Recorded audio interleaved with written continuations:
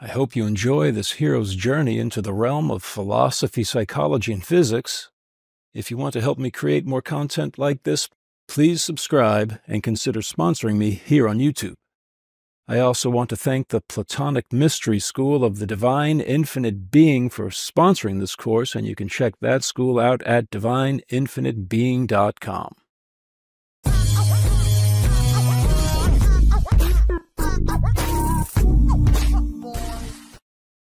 Bits of information equals twists of a string. So now we will complete the history of the concept of a gravitational singularity by completing the overview of holographic string theory. String theory says that fundamental particles like photons, protons, neutrons, electrons, quarks, etc. are made of even more fundamental strings that wrap around 6 extra dimensions of space that are compactified in geometrical shapes called Calabi-Yau manifolds down at the Planck scale. The strings of string theory are too narrow to detect the Planck scale, but the dark energy in the quantum vacuum causes them to stretch all the way out to the cosmic horizon. According to Leonard Susskind's version of holographic string theory, there's 3 dimensions of space that we can perceive, and then there's 6 extra dimensions of space curled up and compactified in these geometrical shapes called Calabi-Yau manifolds. All the different particles in the particle zoo of quantum mechanics can be reduced to a single elastic string that wraps around those Calabi-Yau manifolds, and the geometrical differences between the different shapes and the rate of vibration of the strings that wrap around them account for all these different particles. The problem for empirical science is that the strings are too tiny to observe with technology available to us today. It's not that they are imperceptible because they're spiritual, they're just too small for our current technology to see, which leads some physicists to dismiss string theory because it's not empirically verifiable. What is empirically verifiable is the extreme precision of the parallels between Susskind's holographic string theory and Carl Jung's archetypal psychology, especially, as we'll see in a few moments, the parallels between Carl Jung's near-death experience of the cosmic horizon and Leonard Suskind's description of holographic information conservation at the horizon of the cosmos. So how do these strings stretch out to the horizon of the cosmos? The quantum vacuum energy that we discussed in previous slides. There's so much violent energy occurring down at the quantum scale, where the particle-antiparticle pairs are constantly emerging from the vacuum and then recombining in an annihilating creation of energy, sometimes creating miniature black holes. All of that violent energy stretches out these elastic threads all the way out to the horizon of the cosmos. At the same time, the information conserved out at the horizon of the cosmos is radiating back in on fundamental threads with the cosmic microwave background radiation, as we'll discuss in a moment. Holographic principle, black hole complementarity, cosmic complementarity. Those are the 3 principles that Susskind developed with holographic string theory, along with his partner Gerard 't Hooft. So the holographic principle, here's a quote from Susskind. The principle that says that all information lies at the boundary of a region of space. That's the holographic principle. This general principle applies everywhere in the universe, including black holes and the inside-out black hole universe as a whole. So the other 2 principles, black hole complementarity and cosmic complementarity. The information that appears to be lost behind a black hole event horizon or the cosmic horizon from one perspective is holographically conserved on the horizon from another perspective. According to Leonard Susskind, if you were outside of a black hole watching information fall towards the event horizon, you would see the strings of which that information is made slow down and smear out all around the event horizon.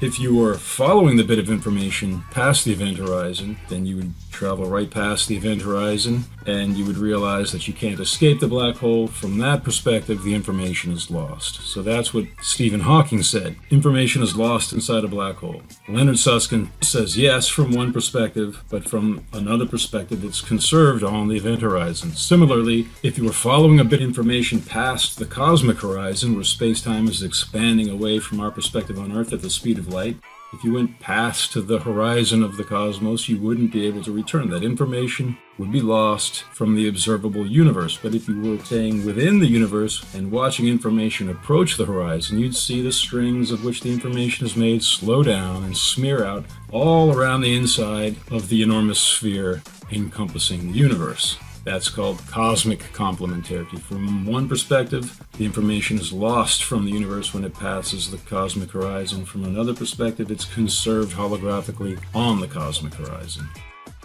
Hawking radiation and CMB radiation. Hawking radiation occurs when a virtual particle pair emerges on the razor's edge of the event horizon so that the virtual antiparticle is swallowed by the black hole, allowing the virtual particle to carry a bit of information conserved on the event horizon back into the observable universe like a letter carrier. Cosmic microwave background radiation serves the same purpose for bits of information conserved at the cosmic horizon. So Hawking radiation, we learned about the quantum vacuum and how particle-antiparticle pairs are constantly emerging out of the vacuum and then recombining and annihilating. If they have a high enough energy, they create miniature black holes. But at the strange place of the event horizon, this two-dimensional razor-thin border around the singularity of a black hole, when particle-antiparticle pairs emerge from the vacuum right at that razor's edge, the antiparticle gets sucked into the black hole, and therefore it doesn't recombine with the particle and annihilate it. The particle then carries the bits of information smeared out around the event horizon back out into the observable universe. That's Hawking radiation, and it saves the principle of information conservation. That is how Leonard Susskind won the Black Hole War, and Hawking conceded defeat. Similarly, out at the horizon of the cosmos, the echo of the Big Bang, cosmic microwave background radiation carries the bits of information that are conserved holographically at that two-dimensional sphere. It carries it back into the observable universe to create the cinematic hologram of three-dimensional space. Holographic movie stars. So the idea is that we all want to be immortal cosmic heroes performing our heroics on the stage before an omnipotent, omniscient God. That is what Ernest Becker says is the only thing that will fully satisfy the human imagination. That is what Plato depicted Socrates recalling his lessons from Diotima about the human craving for fame and immortality. So holographic movie stars. All of us are in a holographic movie. The information describing the past, present, and future of any three-dimensional volume of space is recorded on and projected from each point of the two-dimensional surface area like a holographic film. The information in a room is recorded on the walls, ceiling, and floor. Though if you approach those borders, the information recedes to the next concentric boundary of space, such as the outer atmosphere of Earth, then the heliosphere of the solar system, and the galactic halo. Ultimately, the entire temporal trajectory of the universe is a cinematic hologram projected by threads of energy from the horizon of the cosmos. So that concludes the summary of holographic string theory, and now we're going to see how closely it parallels Carl Jung's near-death experience and other near-death experiences. Now we have finished constructing the theater for cosmic heroism. We've gone over the history of physics from Isaac Newton to Leonard Susskind's holographic string theory, and especially his idea of information conservation at the cosmic horizon. The whole class is entitled Immortality and the Unreality of Death, a hero's journey through philosophy, psychology, and physics. Within the context of this physical picture of the cosmos, we will now see how near-death experiences seem much more scientifically plausible. Carl Jung and the co-founder of quantum physics Wolfgang Pauli developed a testable theory that said the laws of physics and psychology should mirror each other because they both emerge from the same source, which is the God archetype, Unus Mundus, the Self, and the One.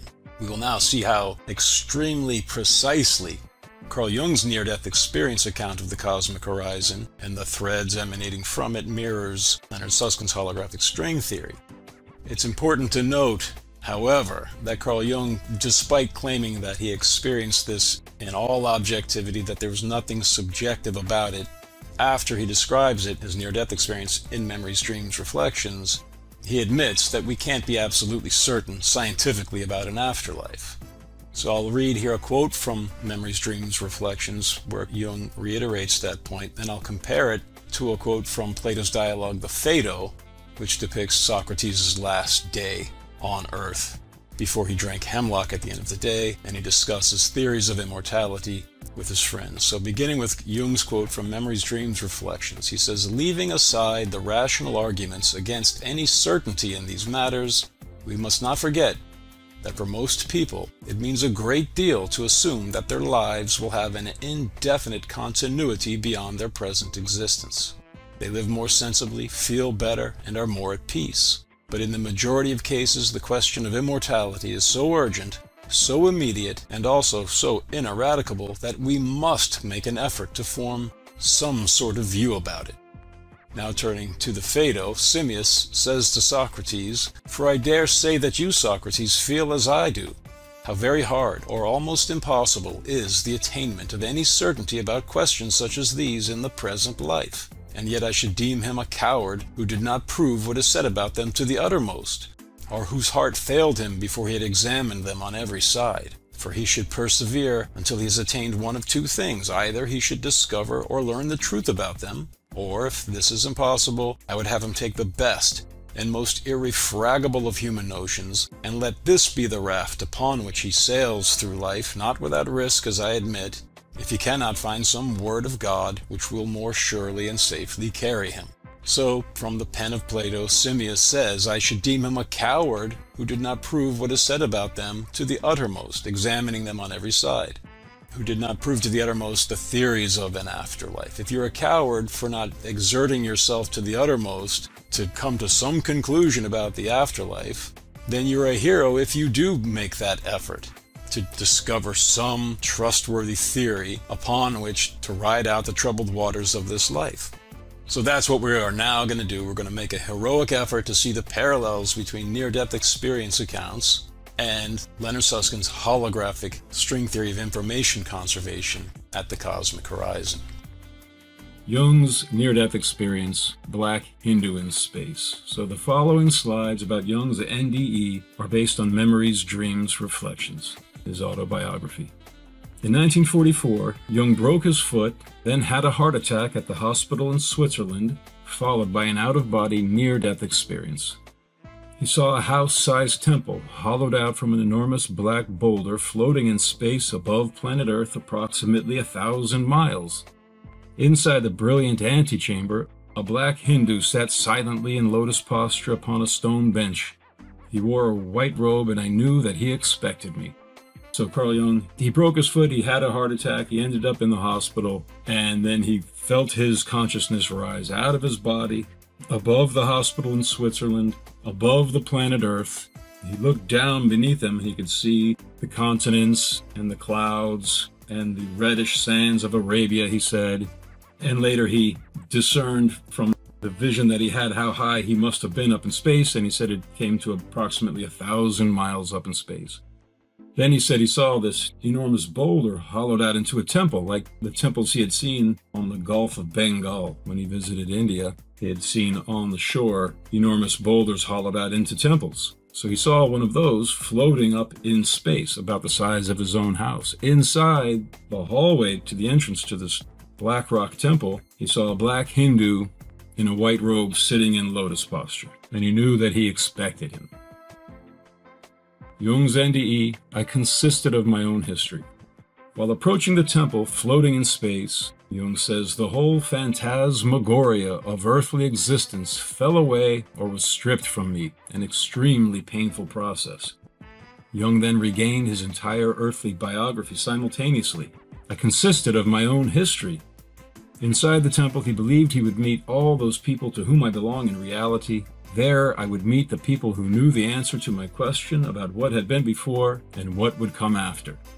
So, trying to point out the parallels between the Black Rock Temple and a black hole. As he approached it, he felt his entire earthly life stripped painfully away from him, but then it was returned immediately, and he said he felt as if I consisted of my own history. He was living his entire past life simultaneously. And then furthermore, when he looked into this brilliantly lit stone temple floating in space, He felt like the people to whom he belonged in reality were in there, and that they would give him information about the past and the future, what had been before and what would come after. So the past, the present, and the future are recorded on the event horizon of every black hole, the past, present, and future of the entire universe. It reflects the horizon of the cosmos, where the past, the present, and the future are also interwoven. Jung's NDE encounter with the Black Rock Temple, we'll see in a moment, put him in contact with, in his own words, the horizon of the cosmos. But the point to pay attention to is the parallels between Carl Jung's near-death experience and the holographic string theory description of information conservation in black holes and at the horizon of the cosmos. Hung up in a box by a thread. Okay, so before this quote happened, he saw his physician, whom he calls Dr. H. He saw his subtle body rise above the earth and call him back from his near-death experience. And Dr. H told him that you have no right to go. And it was as if he was deputized by the earth itself to bring Carl Jung back to fulfill some kind of a mission. So, in the hospital, Jung recalls, he says, "Disappointed, I thought, now I must return to the box system again.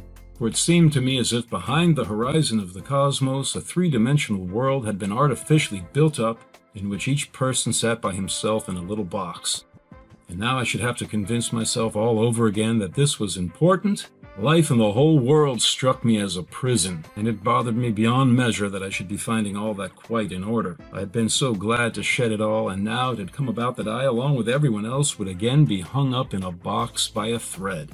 That is the strongest parallel between Jung's psychology and holographic string theory that I know of. Hung up in a box by a thread. It seems to him as if behind the horizon of the cosmos, a three-dimensional world that had been artificially built up and we each sit in a little box as if in a prison. That's what Leonard Susskind says, as we'll see in the next slide. But just notice the key ingredients here. It seems to him as if the three-dimensional world is an illusion. The reality is out at the horizon of the cosmos, and each of us here in the three-dimensional world, it's as if we're each in our own little cubic prison, and that little box of illusion is tethered to the horizon of the cosmos by a thread. Jung's NDE and Susskind's string theory. This is a quote from Leonard Susskind. "The world is not voxelated, it is pixelated." So pixels are little squares of information that you will see on a television screen or a computer screen. You would think that the three-dimensional analog of pixelation would be a word that Susskind coined, voxelated. It would be a little cube of information, and if you wanted to have all of the information of a three-dimensional object, you'd have to have that information voxelated in a little cube. The word voxelated is very similar to Carl Jung's idea that each of us lives in a little box of illusion tethered to the horizon of the cosmos. So here's the quote from Susskind in The Black Hole War. "It seems that the solid three-dimensional world is an illusion of a sort, the real thing taking place out at the boundaries of space. The world is not voxelated, it is pixelated, and all information is stored on the boundary of space. But what boundary and what space? But of course, there is no screen covered with pixels surrounding every region of space. Grant's coffin is part of Grant's tomb, which is part of the solar system, which is contained in a galactic sphere surrounding the Milky Way until the entire universe is surrounded. At each level, everything enclosed may be described as the holographic image, but when we go looking for the hologram, it's always out at the next level. As weird as the holographic principle is, and it is very weird, it has become part of the mainstream of theoretical physics. It is no longer just a speculation about quantum gravity. It has become an everyday working tool answering questions not only about quantum gravity, but also about such prosaic things as the nuclei of atoms." So his thought experiment was, or his example was, Grant's tomb. The information of everything inside Grant's tomb, presumably Grant's bones or the ashes or whatever's remaining, is conserved on the inner walls of the coffin. But that coffin itself is conserved on the walls and the ceiling and the floor of the interior of Grant's tomb. But then if you were to go out and look at the ceiling of Grant's tomb, and you see the picture of it there on the bottom on the left, that information would recede out to the next boundary, which would be the atmosphere of planet Earth. The picture above is Grant's tomb being looked at from the outside. Then if you went to the outer atmosphere of Earth to detect that information pixelated on Earth's atmosphere, it would recede out to the sphere surrounding the solar system, the heliosphere, and then the sphere surrounding the galaxy, the galactic halo, ultimately out to the horizon of the cosmos. Jung's nightly visions. Purest bliss in the womb of the universe. So we've seen the extreme parallels between holographic string theory and the information conservation at the horizon of the cosmos in Carl Jung's near-death experience. So we'll continue to focus on Jung's personal encounter with the horizon of the cosmos. Susskind tells us the mathematical, well, he doesn't give us the math, but he breaks down his mathematical discoveries about information conservation at the horizon. Jung's giving us his own subjective experience of that horizon. Purest bliss in the womb of the universe. I felt as though I were floating in space, as though I were safe in the womb of the universe, in a tremendous void, but filled with the highest possible feeling of happiness. Everything around me seemed enchanted. The garden of pomegranates, the marriage of Zeus and Hera, ineffable states of joy, purest bliss. They were the most tremendous things I have ever experienced. So he experienced the marriage of Zeus and Hera, and the myth of the Garden of the Pomegranates, and all these other mythological stories he encountered directly. So I am arguing that the horizon of the cosmos is the collective unconscious mind, where all of the archetypes reside. Jung felt his consciousness at the horizon of the cosmos, where the past, the present, and the future were interwoven, and he experienced these archetypes directly in a blissful way. These nightly visions that he had after his initial heart attack and near-death experience, for the next few weeks he would wake up at midnight and have these ecstatic trances. That's what he's describing here. It seemed as if his initial encounter with the Black Rock Temple, 1,000 miles above the Earth, gave him access to the horizon of the cosmos for an hour or so every night, and he would recall his experience of it. Gray world with its boxes. Jung's nightly visions were followed each dawn by the depressing return of what Jung calls the gray world with its boxes. Although my belief in the world returned to me, I have never since entirely freed myself of the impression that this life is a segment of existence which is enacted in a three-dimensional box-like universe, especially set up for it. So again, it seems to me to be such a precise parallel with Susskind's string theory, which here in 1961 preempted holographic string theory by more than 30 years. Jung and Pauli predicted that the laws of psychology and the laws of physics would mirror each other because they both emerged from the archetype of the self, and that prediction has come true with resounding success, I say, with the discovery of holographic string theory, even though ironically Susskind presents it as the antidote to the illusion of intelligent design. In fact, I'm saying it gives us, or should enable us, to believe that the entire universe is designed by the absolute archetypes that are conserved holographically at the horizon of the cosmos, which is the collective unconscious mind, the universal mind of the archetypal self. I hope you are enjoying this hero's journey into the realm of philosophy, psychology, and physics. If you want to help me create more content like this, please subscribe and consider sponsoring me here on YouTube. You can also click the link to my website, psycheandsingularity.com, to sign up for a multiple-choice test with over 100 well-crafted questions related to this class, and links to the specific parts of each video where the answers can be found. If you take that test to the end, you will receive a certificate indicating that you have become a Psyche and Singularity scholar. In addition to access to that test, there is also the opportunity to answer essay questions that ask you to relate concepts covered in this class to your own hero's journey. I will personally respond to each of those essays, point out any other parts of this class that I think might bolster your plan. Finally, I want to point out that this course is sponsored by the Platonic Mystery School of the Divine Infinite Being, and you can check those guys out at divineinfinitebeing.com.